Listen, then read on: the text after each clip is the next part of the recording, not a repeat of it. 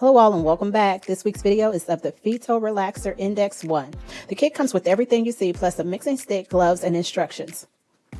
This is the cream relaxer and activator mixed together. These are the tools that I will be using to apply the relaxer to my hair. I have sectioned off my hair and subdivided the sections to better manage the application. And starting the process. I'm doing this touch-up after 1 year. My hair was last washed approximately a week before this application.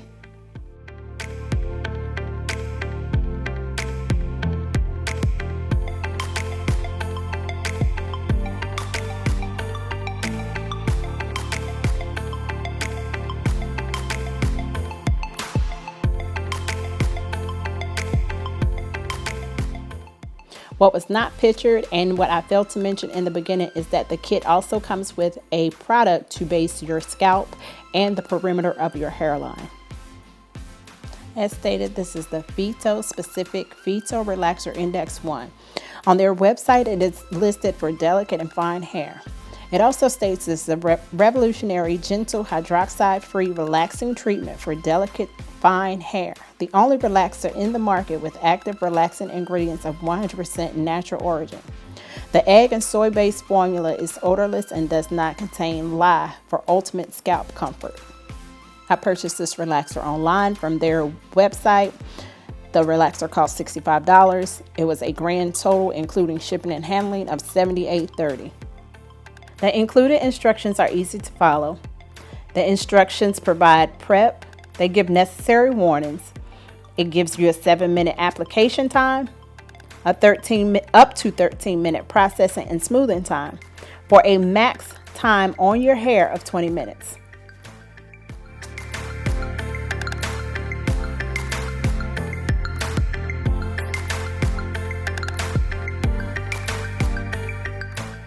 And also additional petroleum jelly has been added to the strands of my hair.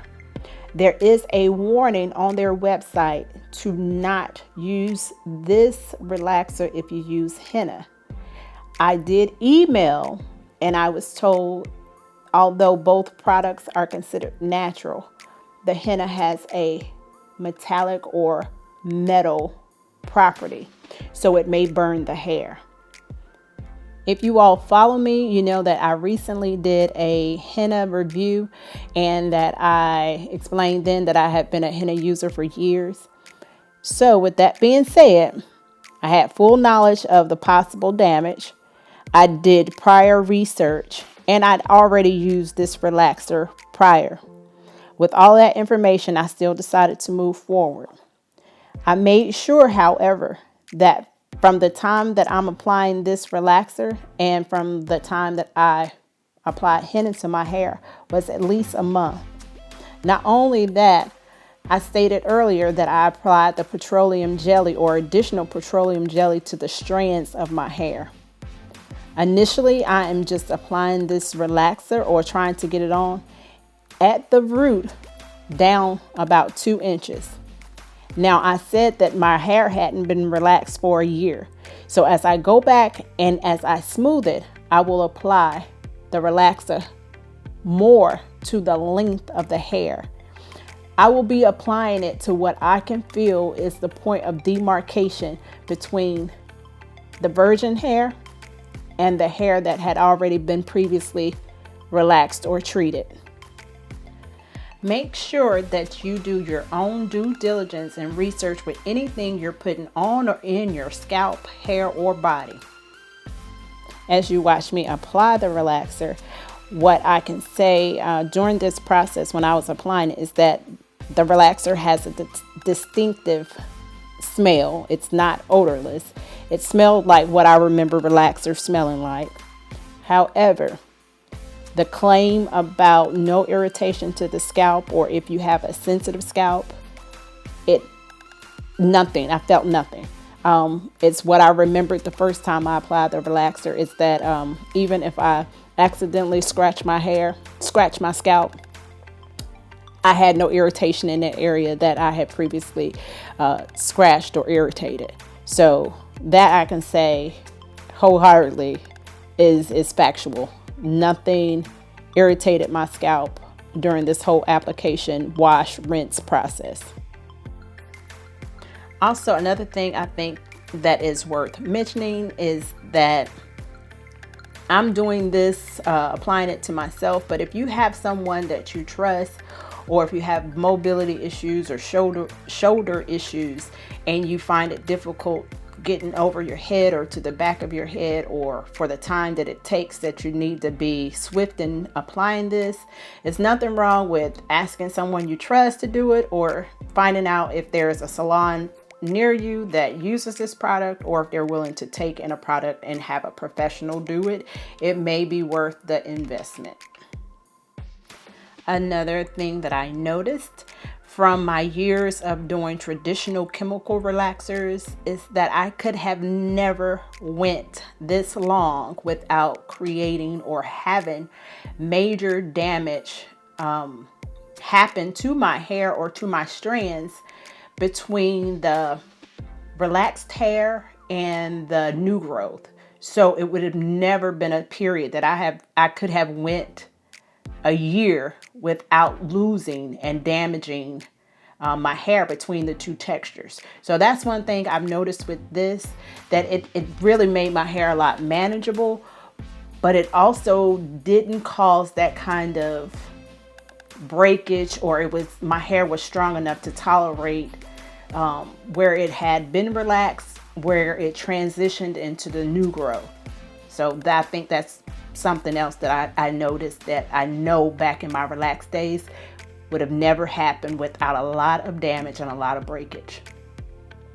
My opinion is because this relaxer does not get your hair bone straight, so you don't have to worry about that texture being so drastically different and snapping and popping at the point that it transitions from relaxed to new growth. And with that being said, if you do blow dry and flat iron your hair, and you happen to go out and the weather is rainy, or you get your hair wet, it will revert. Moving to the back of my hair, I have changed out the application brush to a larger, wider brush, which makes putting it on in the back where you really can't see a lot easier and more efficient. And had I been thinking about it, I would have used it up front. Also, the jar or container that the relaxer comes in it has a large mouth, but not the largest mouth. What I would recommend, because that brush really didn't fit into that jar, is that if you have a bowl that you can mix it in, a plastic bowl that the brush will fit in, it would probably be a lot more efficient and time saving if you used a larger application brush and a larger bowl, kind of like a dye bowl, I guess. So just keep that in mind if you're going to apply.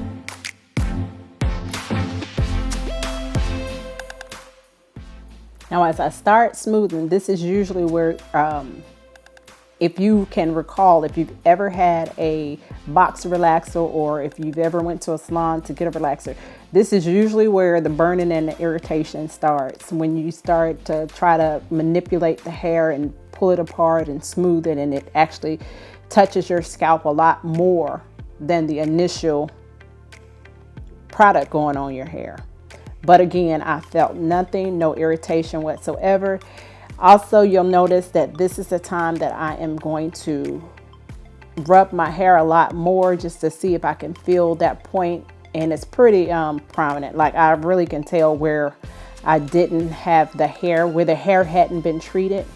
And what I recall about this relaxer, and what I really loved about this relaxer, is that it does not get your hair bone straight. It is more like a texturizer. It made my hair easy to manage. It cut my drying time down like nothing. I actually would, where before with just completely natural hair or just hair that I'd processed with henna or dyed with henna, my hair sometimes would stay wet more than a day with and after the application of this relaxer. I could go to sleep, and within hours, or maybe, a lot less time, my hair would be dry to my root. So it does make the hair a lot more manageable.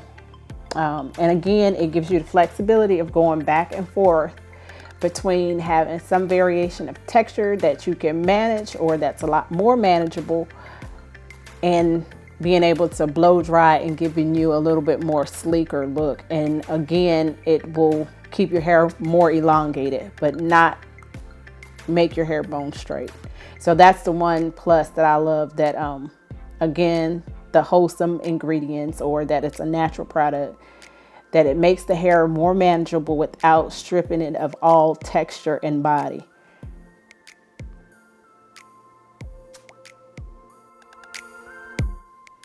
I must give credit to my sister for turning me on to this PHYTO relaxer. I was very reluctant after years of being completely natural, or with the exception of using henna and bentonite clay. I just did not want to go back through the relaxer and the regimen of relaxing. So I must thank her, because this has made things a lot easier. If anybody says natural hair is easy, it's not. And I would consider myself to be in the texture range, or natural texture range, of 3s and 4s.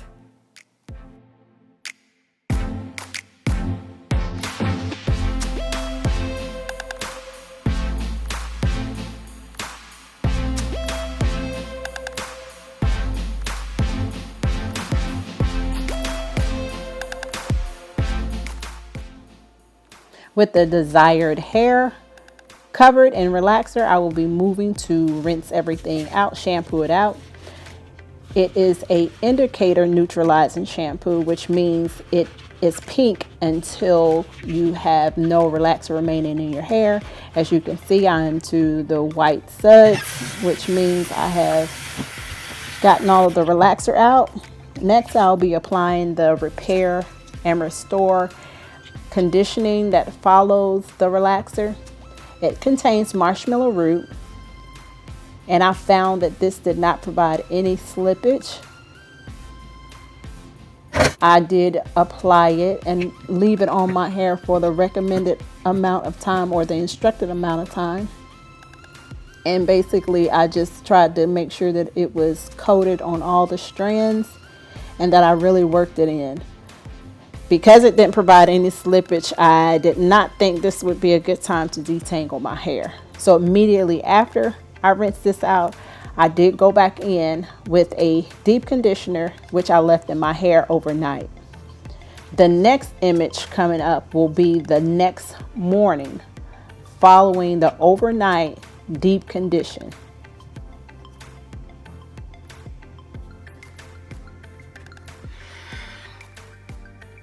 This is my hair, and it is still wet. I have just rinsed it and put it in big or chunky 2-strand twists. I will not be using any heat or applying any heat on my hair. I will be wearing protective styles between washing. On wash days, I'll do deep conditions. And the next time that I blow dry my hair will be for cutting and trimming. I hope that you all have enjoyed this video. Please make sure you like, share, and subscribe. And I'll see you next time.